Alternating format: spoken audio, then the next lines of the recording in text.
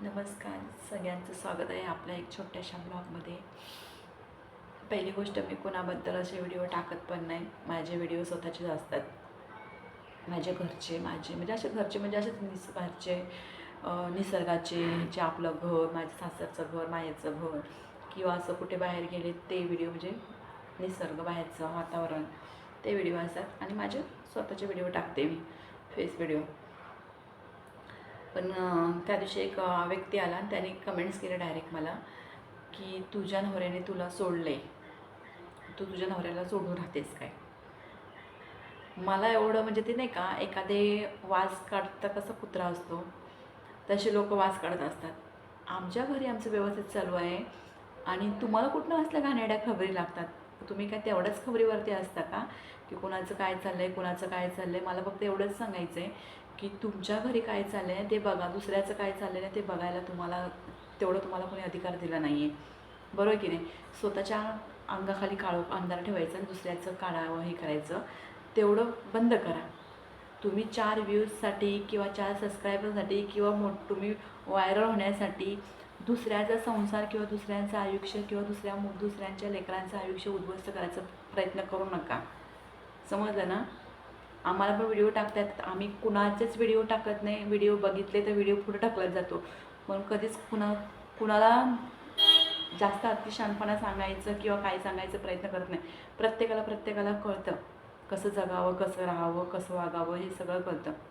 मला एवढंच म्हणायचं आहे की तुम्ही म्हणजे हे असं घेणार विचारून मग सगळीकडे असं पसरवणार, बरं का, हे सगळं थांबवा इथेच. तुमच्या असल्या घाणेरड्या वागण्यामुळे ना बाबा बाकीच्या त्यांचे लहान लेकरं असतात, त्यांच्यावरती काय परिणाम होत असेल. आमच्या मुलांचं करिअर आहे, आमच्या मुलांची लाईफ आहे. समजलं ना. त्यामुळे आम्ही कुणाच्याच भानगडीत पडत नाही. जरी इथे भांडणं चालली असेल तर इकडून जातो आम्ही. तसले व्हिडिओ आम्ही कधीच बनवत पण नाही आणि बनवायचा प्रयत्न पण करत नाही. आम्हाला काही घेणं नाही पडलं आहे कुणाचं. फक्त आमचं घर, माझी लेकरं एवढंच मला महत्त्वाचं आहे. पण तुम्ही जे हे अफवा उठवता ना खोटं, ते पहिली बंद करा. एवढं असं असलं की एवढं करताय आणि काय झालं आहे रे, आमचं घर व्यवस्थित चाललं आहे, सगळं चाललं आहे, की तुम्हाला काय बघवत नाही का. हां. एक दादा आला आणि कमेंट्स केलं आहे, त्यामुळे काय, तो तुझा नवरा आहे का गं, त्या फोटोमध्ये टाकलेला तुझा नवरा आहे का गं. माझी सगळी फॅमिली आहे, माझा नवरा आहे, माझी लेकरं बाळ आहेत, माझ्या बहिणी भाऊ आहेत, सगळे आहेत. म्हणजे तुम्हाला घाबरून आम्ही राहायचं का. तुम्हाला घाबरून हे फोटो टाकायचे नाही, ते फोटो टाकायचे नाही, व्हिडिओ टाकायचे, आमच्या घरचे पण फोटो किंवा व्हिडिओ टाकायचे तुमची काय भीती आहे का. तुम्ही तुमचं करा ना, काय करायचं. तुमच्या घरचा फोटो टाका, तुमच्या घरचे व्हिडिओ बनवा, तुमच्याबद्दलचे व्हिडिओ बनवा. दुसऱ्याचं काय चाललं आहे, दुसऱ्याच्या घरी काय चाललं आहे ते उठून व्हिडिओ बनवायचा तुम्हाला अधिकार कोणी दिला नाही आहे. आम्हाला पण खूप व्हिडिओ बनवता येतात. आणि राहिली गोष्ट माझ्या नवऱ्याने सोडायची किंवा मी त्याला सोडून राहायची, मग माझं घर तू चालवतो का. माझं घर तू चालवतो का. माझ्या मुलांचं शिक्षण पाणी, आमचं रूम भाडं, काय जे आहेत ते XYZ ते तू करतो का. तुम्ही करता का. हां. आत्तापर्यंत मी तर कुणाला माझ्या व्हिडिओमध्ये पण घेत नाही. जे नाही का काही जण असं व्हिडिओमध्ये घेतात मुलांना, ते पण नावं ठेवता तुम्ही, की सपोर्टला कोणाला व्हिडिओसाठी घेतलं तरी पण तुम्ही नावं ठेवता. हां. तुमच्या विचाराने चालायचं का आम्ही. आणि हे कितपत योग्य आहे. एखाद्या लेडीजचा संसार उद्ध्वस्त करायचं, त्याच्या मुलाला बापापासून तोडायचं, हे कितपत योग्य आहे तुमचं. हां. म्हणजे काही कारण नसताना तुम्ही येता डायरेक्ट आणि बोलता, तू नवऱ्याला सोडून राहतेस, नवऱ्याला सोडून का राहतेस. अरे, म्हणजे डायरेक्ट तुम्हाला काय व्ह्यूज मिळवायचे आहेत किंवा तुम्हाला काय जास्त तुमचे फॉलोअर्स वाढवायचे असतील किंवा काय वाढवायचे असतील ना, तर तुमच्या घरातले व्हिडिओ टाका, काय टाकायचे ते. दुसऱ्यांच्या घरामध्ये जास्त इंटरेस्ट घेऊ नका, जास्त वाकून बघण्याचा प्रयत्न करू नका. आणि माझ्या तर अजिबातच नाही. आमचं काय बघा, जिथं नवरा बायको आहे तिथं काय नाही काय तर होत असतो, पण आमच्या 4 भिंतीमध्ये असतात आणि माझा नवरा इथे राहत नाही, माझा नवरा असतो पुण्याला. भांडणं व्हायचं किंवा काय व्हायचं प्रश्नच येत नाही. समजलं ना. महिन्याला नवरा माझं पेमेंट पाठवतो आहे आणि माझ्या नवऱ्याला व्हिडिओमध्ये नाही यायचं आहे, तरी मी फोटो पोस्ट केलेत. माझ्या नवऱ्याला व्हिडिओमध्ये यायला नाही आवडत. एखाद्याला नाही आवडत, काय पुरुषांना नाही आवडत व्हिडिओमध्ये यायला. ज्या पुरुषांनी, काय पुरुष लोक परवानगी देतात व्हिडिओ बनवायचे, तेवढंच बस झालं ना.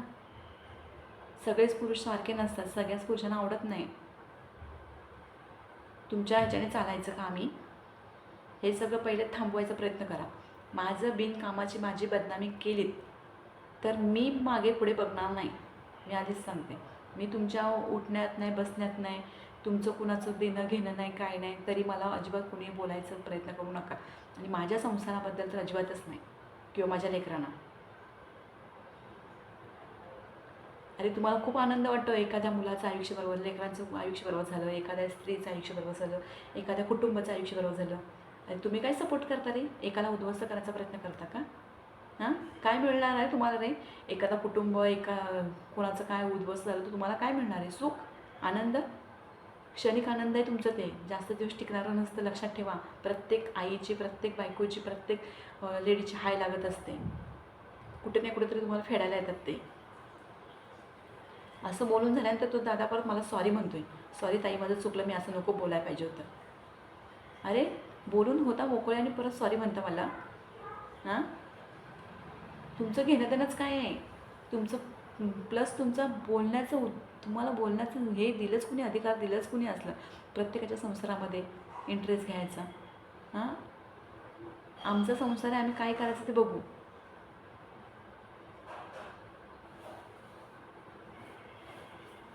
आणि माझ्या मुलांची लाईफ आहे.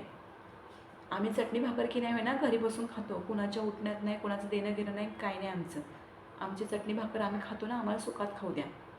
उगाच मला हे करण्याचा प्रयत्न करू नका बिनकामाचा.